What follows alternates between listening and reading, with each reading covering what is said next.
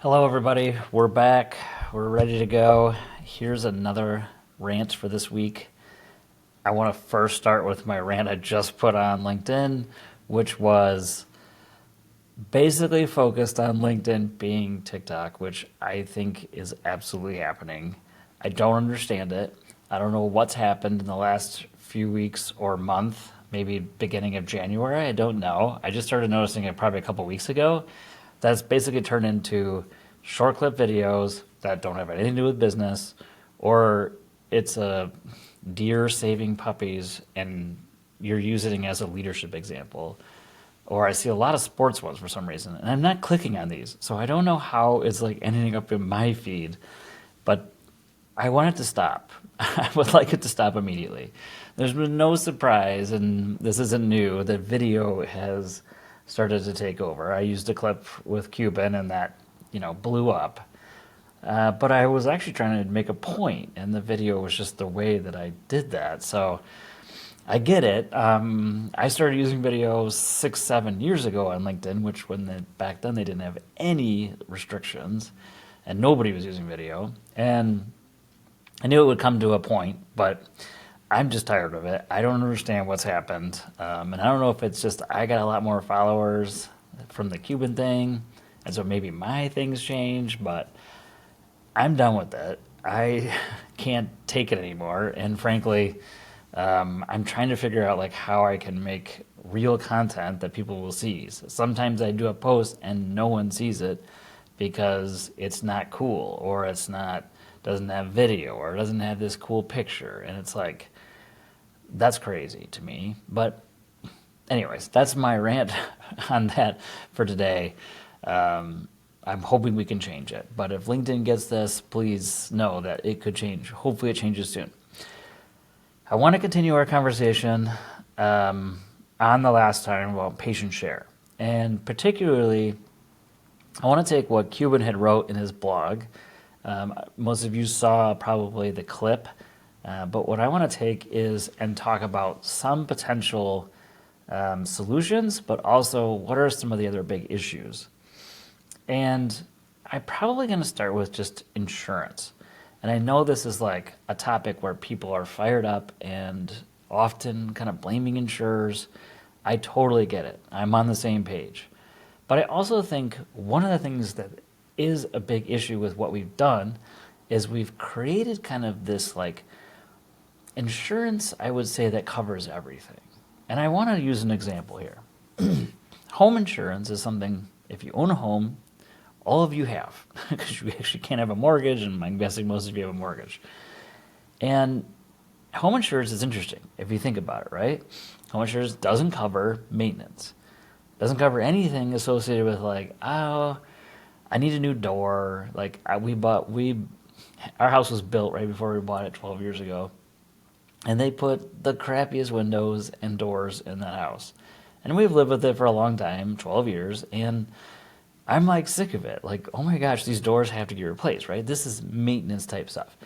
I'm not even thinking I got to call my insurance company to fix this, right? Like, or to pay for it. And in fact, most of you probably have a $500 or $1,000 deductible for your home insurance. In fact, I don't even really want to, I'm not calling my insurance company unless something catastrophic happens, and certainly not calling them for other things that are going to be significantly larger than my deductible. And part of that is because my insurance will go up if I do this. Now, I had a few years ago, probably, I want to say 8 years ago, we had like sewage come back up in our basement. And it ended up being kind of like the contractor who did the pipe wrong or whatever. And it ended up being like $23,000 of what they call abatement, right? Like that all was like something we would have had to pay for. But we did a claim and they fixed it.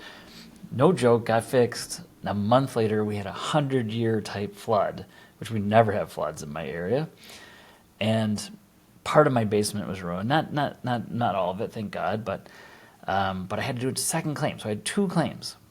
And what's fascinating about that is my insurance went up 3x, right? Or I was going to, and I just switched insurance companies, and I got basically the same rate, if not a little better. which is crazy if you think about it on a lot of fronts. But it does point out a big difference between health insurance and what we've been coming to expect from health insurance is to be both maintenance and this stopgap, what I call stopgap insurance, or catastrophic, you would say, which is really what home insurance is, right? Home insurance is if I have something major happen, a fire or windstorm or hurricane, right? Like in theory, it's supposed to cover all those things, or a flood, although there's rules around that. But it's not intended to cover maintenance. And health insurance is kind of asking it to do both. It's like one product that will maintenance on your body. I go to the doctor, right? And I do maintenance. It's supposed to cover that. And then it's also supposed to cover this catastrophic thing where I got cancer or I had to have major surgery, right? Or I broke my leg. And when I was in college, I couldn't afford insurance, right? My mom didn't have money. I was poor, and I was in graduate school, and they required in graduate school that you have some kind of coverage. And the school offered, I remember it very well, it's like they offered this stopgap insurance. It's called catastrophic loss. And it was not expensive. And I remember, I had this payment, but it wouldn't kick in until like you hit, I don't remember, it was like 15,000 in, bills or something more, maybe it was more than that. But it was preventing from something catastrophic happening where everyone's going to be responsible for it, but unlikely I'm going to use it as a 23-year-old or 24-year-old, right? And so if you think about it, like we've created this like system in which we're now expecting I get health insurance and it covers all my stuff. But the reality is like they're two almost very different products. So I've actually been thinking a fair amount about this. Yes, we're blaming the insurers and I get it, but their job is complicated. They have to like have all the maintenance piece and they have to have the catastrophic piece. And they have to use that's why they use actuaries to like make all that make sense, make sure they have enough to cover, right? So I find this like fascinating of like, what if we switch this? Like one of Cuban's things, if you read his blog about how to fix healthcare, was that he wants to move to cash pay, get rid of insurers, in particular like for employers, which I want to talk about employers in a separate thing, but like for now, just think of like the cash pay portion, which everyone, if they went to like and paid cash, would have a better sense of like what I'm buying and certainly probably pay a lower amount. Because if I'm the doctor or I'm the health system and you're going to pay me cash all the time, I'm definitely taking a lower amount because I know how much it costs me on the other front, right? I would absolutely take a lower dollar amount if I know I was getting paid cash all the time, because it takes so much time and energy and dollars, probably at least 30% more, if not much higher, to go collect that money, right? So there is this piece of like turning into cash. So what if we had a product, and maybe there was some insurance that covered up to a certain amount, but it was like intended to be maintenance. It's maintenance health insurance. And then we had a kind of larger pool for catastrophic loss.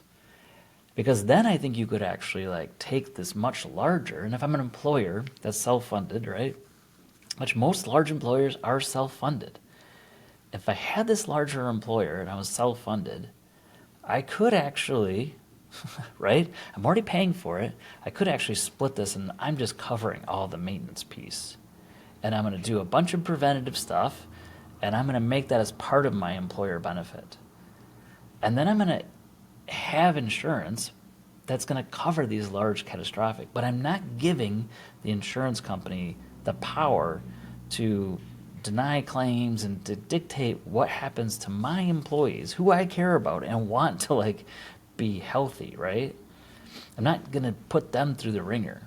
Now we do it because it's easy, but I do think there's a tipping point, and I'm hoping we're at it or we're close to it, where the employers are going, wait a second, I'm paying all this extra money, and yes, it's easy for me to contract with United because I'm Apple and I've got employees all over the country and I can't do these individual, like, I get all that. It is hard.